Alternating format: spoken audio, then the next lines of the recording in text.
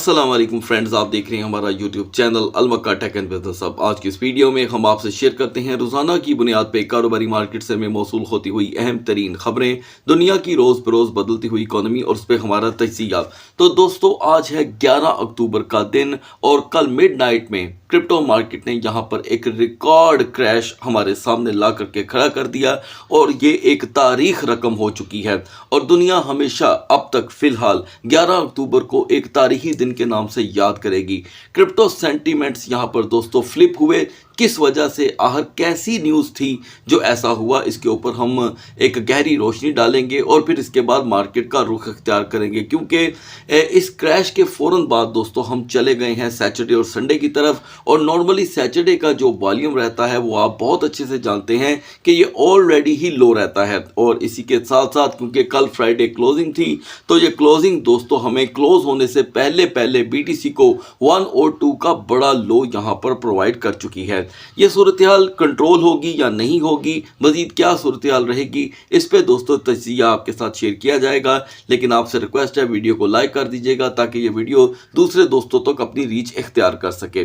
तो गाइस, पहले मैं आपको ये बता दूं कि ये अब तक का सबसे बड़ा क्रैश इसलिए है कि इससे पहले जो आखिरी क्रैश हुआ था वो साल 2024 के इख्तिताम और 25 के आगाज़ में हुआ था, लेकिन काउंटिंग इसकी 2024 में होती है। और उस वक्त मार्केट 98,000 से सीधा 80,000 के राउंड अबाउट पे जा कर के गिर गई थी। लेकिन उसने फिर बाद में, क्योंकि ज़ाहिर बात है इलेक्शन थे मार्केट में, तो उसने रिकवर भी कर लिया। और ये रिकवरी और क्रैश होना ये सिलसिला एक हिस्ट्री है। अगर आप बिगनर हैं, आप अभी तक इस मार्केट को नहीं जानते, तो मेरा ख्याल है आपको फौरी तौर पे इसे स्टडी करना चाहिए। क्योंकि अगर हमने कल का क्रैश देखा है जो लगभग $20,000 आपने BTC के प्राइस में क्रैश देखा, जिसमें से बाद हमने 1,14,000 तक इसकी वापसी भी देखी, तो इससे पहले मार्केट जो है वो 18 और 17 का नॉर्मल लो लगा कर अपना बिहेवियर रिकवर कर चुकी है।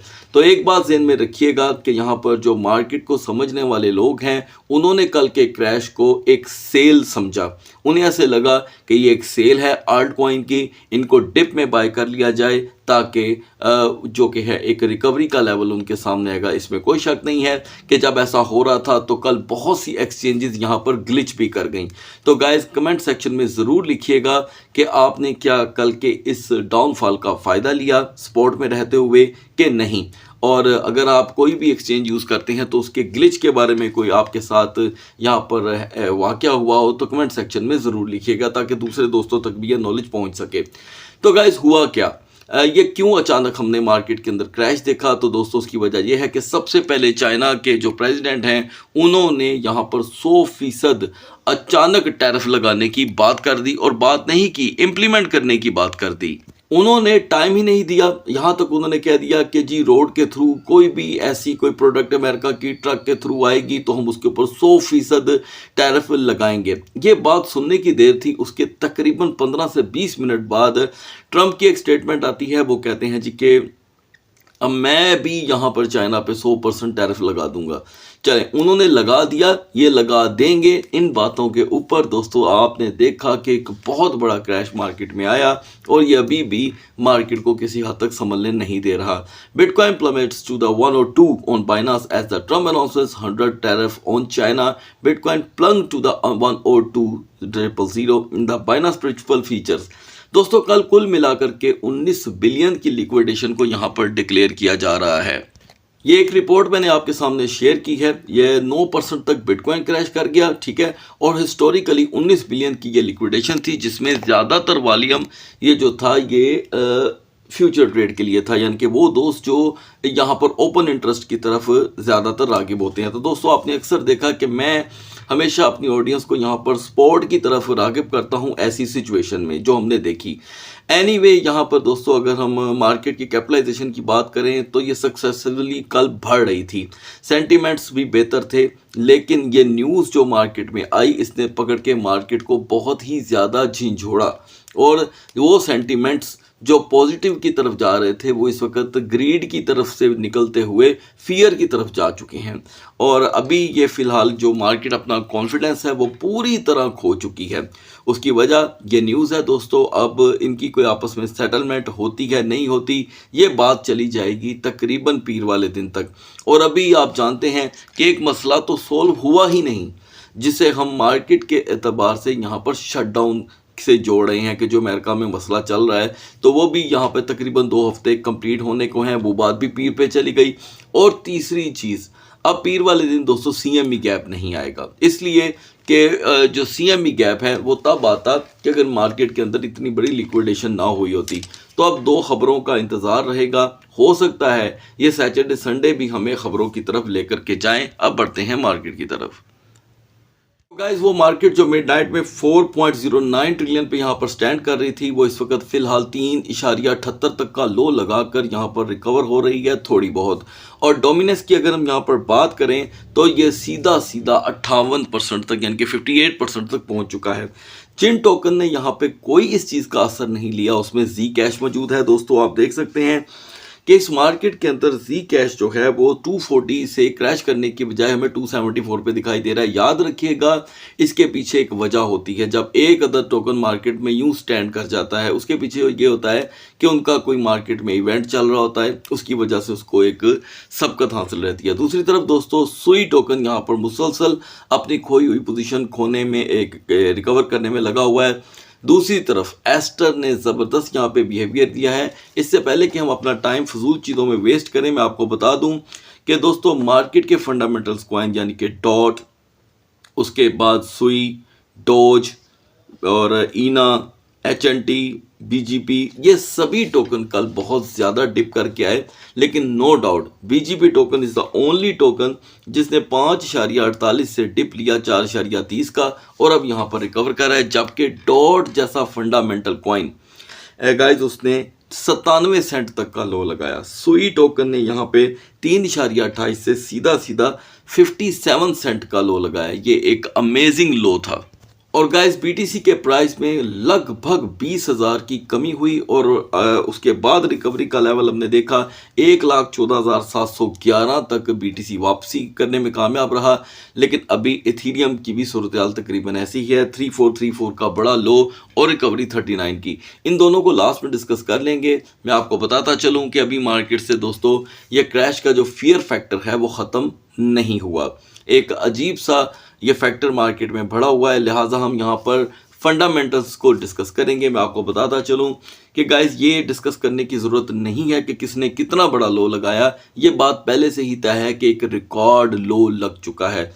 तो मैं आपको बताता चलूँ अगले 34 से 35 घंटे मज़ीद अहम होने वाले हैं। तो गाइस, यहाँ पे BNB की ये जो सूरत हाल है, इसने 863 का बड़ा लो लगाकर हाई 1144 का यहाँ पर चिपकाया है। और BNB के लिए यहाँ पर अब मेजर सपोर्ट फिलहाल 1050 की है। और XRP आप देखें कि जिसे हम 2.65 से यहाँ पर जोड़ रहे थे, XRP में एक बड़ी रिकवरी आई है दोस्तों। 1.25 का लो लगाने के बाद XRP ने यहाँ पे 2.48 की रेजिस्टेंस बनाने की कोशिश की है। लिहाजा अभी जो सूरत हाल है इसके मुताबिक दोस्तों किसी टोकन की कोई सपोर्ट और कोई रेजिस्टेंस हम परमानेंट कंसीडर नहीं कर सकते जब तक ये 32 से 35 घंटे गुजर नहीं जाते। ठीक है, तो ये तज्जिया आपके लिए इंफॉर्मेशन के लिए है और इसे इंफॉर्मेशन की हद तक ही रखें। सोलाना दोस्तों जो 208 पे रजिस्ट कर रहा था, इसका टोटल लो एक बड़ा रहा 169 के लो के बाद इस वक्त सोलाना अपनी रिकवरी की तरफ लगवा। याद रखिएगा कि सोलाना ने यहाँ पे 100 बिलियन तक अपनी रिकवरी जो है यहाँ पे कर ली है। सेफ्टी मेजर्स ये हैं दोस्तों कि सोलाना को यहाँ पे हर सूरत 205 पे अपनी रेजिस्टेंस बनानी होगी। ठीक है, और यहाँ पर मोस्टली जो सूरत हाल ऐसी क्रिएट हो जाती है, इसमें स्पॉट ही एक बेहतर ऑप्शन आपके पास रह जाती है। दूसरी तरफ दोस्तों चेन लिंक को यहाँ पे 21.50 की रेजिस्टेंस सेफ जोन की तरफ लेकर आती है। अब आते हैं सुई की तरफ। सुई इज़ द ओनली टोकन जो यहाँ पे दोस्तों तेज़ी से रिकवर कर रहा है। लेकिन अगर हम इसके क्रैशिंग पॉइंट को देखें तो ये 3.45 से क्रैश होके इस वक्त भी एक ऐसी जोन में खड़ा है जिसे एक अपॉर्चुनिटी के नाम से मुखातिब किया जा सकता है। दूसरी तरफ दोस्तों पोलका डॉट का एक रिकॉर्ड लो हिला देने वाला तकरीबन यहाँ पे जो दोस्तों डॉट का लो था वो 97 सेंट का था और लॉट्स ऑफ ग्लिच की वजह से कई दोस्त यहाँ पर परेशान भी रहे, लिहाजा वो मसला जो है वो सॉर्ट आउट हो चुका है। अभी हम यहाँ पे डॉट की सपोर्ट $3 की देख रहे हैं गाइस। और नाउ बीजीपी, आप बीजीपी पे ज़रूर तज्जिया कीजिएगा खुद कि बाकायदा तौर पे इतने बड़े क्रैश के अंदर 5.48 से सीधा 4.30 का लो, ये कोई लो नहीं है। और अब इस वक्त इसकी मार्केट $5 पे आ रही है, तो ये भी एक काइंड ऑफ अपॉर्चुनिटी के ज़रिए में दोस्तों बात गुजरी है। ऑलरेडी यहाँ पर दोस्तों पेपे एक सुपर जोन आपको यहाँ पे प्रोवाइड करता है। लास्ट में मैं आपको डिस्कस करना चाहूँगा टाओ को। टाओ की दोस्तों जो उभरती हुई रेजिस्टेंस थी वो आउटस्टैंडिंग थी। हमने टाओ को कल 397 तक देखा, तो यहाँ पे इस वक्त टाओ 139 का लो लगा करके आया है। यहाँ पर टाओ की सपोर्ट 320 से 340 के दरमियान रह सकती है। बाकी टोकन्स को दोस्तों हम बाद के सेशन में डिस्कस करेंगे क्योंकि सिचुएशन बहुत नाजुक है। बढ़ते हैं बीटीसी और इथेरियम के कैंडल चार्ट की तरफ। तो now we are on the chart of BTC. आप देख सकते हैं कि बीटीसी एक बार भी 1,20,000 जैसी सेफ जोन में एंटर नहीं हो सका। मिडनाइट में आपको अपडेट किया गया था कि इस मार्केट की करंट जो सपोर्ट है वो 1,15,000 की है। अगर ये ब्रेक होती है तो कुछ भी हो सकता है। तो आपने देखा, खैर ये तो किसी ने एक्सपेक्ट नहीं किया था कि बीटीसी 1 और 2 तक का लो लगा सकता है, लेकिन इसने 1,15,000 को तोड़ के 1,14,711 तक अपनी दोबारा रेजिस्टेंस बनाने की कोशिश की। तो गाइस, जैसे कि मैंने आपको बताया कि मार्केट अपना एतबार खो चुकी है मुकम्मल तौर पे। इसे गेन करने में तकरीबन अगले 2 दिन दरकार हैं और उस 2 दिन के बाद फिर से यहाँ पर हमें जो अमेरिका का शटडाउन है उसका सामना है और फिर इनकी आपस में अब बहस व तकरार चलती रहेगी, चाइना की भी और अमेरिका की भी ट्रेड को लेकर। तो मार्केटें इस वक्त बड़े ज़बरदस्त सख्ते में हैं। तो यहाँ पर जिस तरह कल तक हमारे लिए एक सपोर्ट 1,15,000 की थी, आज की सपोर्ट 1,10,000 की है। ये ब्रेक होती है तो मार्केट में फिर से आपको अनकंट्रोलेबल क्रैश देखने को मिल सकता है, ये बात ध्यान में रखिएगा। तो अब हम अपनी सेफ जोन से बहुत दूर हैं, यानी कि इसकी सेफ जोन थी 1,20,000। लेकिन ये क्योंकि दोस्तों खबरों का कारोबार है, तो अगर इन्होंने ये दोनों ने मिलके सोच लिया कि हमने टैक्स नहीं लगाने, चले जी हमारे दरमियान बात ख़त्म हो गई है, तो गाइस यहाँ पर मैं कहूँगा कि मार्केट के लिए इंतहाई परेशान कुन सूरत हाल हो जाएगी। आप जान ही नहीं पाएंगे कि हमने जाना किधर है। तो दोस्तों लिहाजा फ़िलहाल यहाँ पर कोई सपोर्टिंग कैंडल नहीं है। इस सूरत हाल में हम फ़िलहाल किसी हेल्पिंग टोकन को भी यहाँ पर जो है वो पेंडिंग रखना चाहेंगे। दूसरी तरफ दोस्तों इथेरियम जो मिडनाइट में 4060 पे था, इसकी सेफ जोन आपके साथ 4250 डिस्कस की गई थी कि ये 4250 पे जब तक नहीं आता ये आपको बिल्कुल अनसेफ जोन में दिखाई देगा और इसकी वीकर जोन 4020 होगी। अगर ये टूटती है तो हम अच्छा खासा डाउन देख सकते हैं। यानी कि ये जो चीज़ें मैंने आपको बताई थी, इसने 4020 को तोड़ते ही 3434 का बड़ा लो दिया, लेकिन रिकवरी भी दी और रिकवरी तकरीबन 3910 की थी। तो गैस देखा जाए तो वो जो क्रैश आया उसके मुताबिक मार्केट मिडनाइट से लेके अब तक, यानी कि 4060 पे इथेरियम ऑलरेडी था, इस वक्त अगर 3800 पे खड़ा हुआ है तो ये टोटल क्रैश 260 का काउंट हो रहा है। तो बराह रास्त यहाँ पर ये जो प्रॉब्लम्स और जो तकलीफ आई है क्रैश की, ये ओपन इंटरेस्ट के लिए ही थी। स्पोर्ट ट्रेडर वाले जो हैं वो मुकम्मल सेफ हैं और उनके लिए हमेशा मार्केट में ये डाउन मोमेंटम एक सूरत हाल बेहतरी की तरफ लेकर के आता है। लिहाजा यहाँ पे इथेरियम की जो आज की सपोर्ट है दोस्तों वो 3700 की है। 3700 का ब्रेक होना इथेरियम को दोबारा पैनिक कर सकता है और सेफ जोन इसकी बहुत दूर है, यानी कि 4180 से 4250, जिसको आज हासिल करना सैटरडे, क्योंकि वॉल्यूम वैसे ही लो लेकर आता है तो इसलिए उसका नामुमकिन दिखाई दे रहा है। सो गाइस, अगली वीडियो तक अल्लाह हाफिज़।